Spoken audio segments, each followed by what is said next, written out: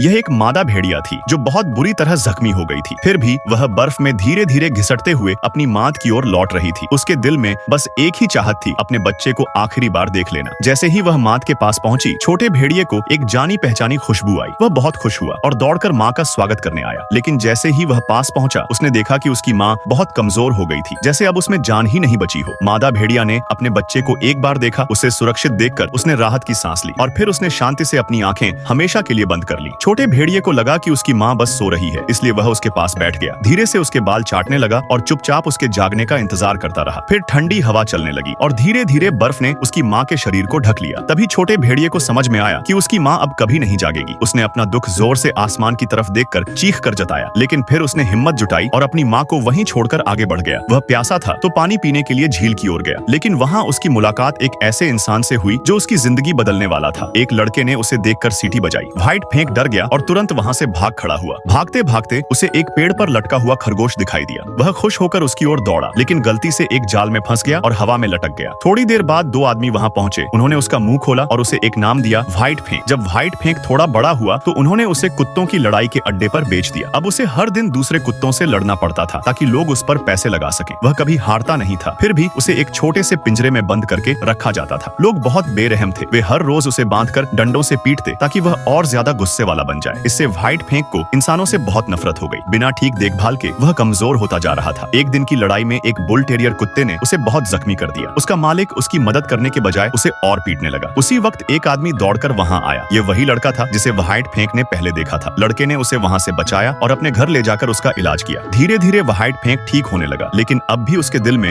इंसानों के लिए डर और गुस्सा था। लड़का उसे आजादी देना चाहता था। वह धीरे से उसके पास गया और उसकी जंजीर खोलने लगा। व्हाइट फेंक डर गया और हमला करने के लिए तैयार हो गया। इससे लड़के को चोट लगी, लेकिन उसने दर्द सहा और फिर भी उसे आजाद कर दिया।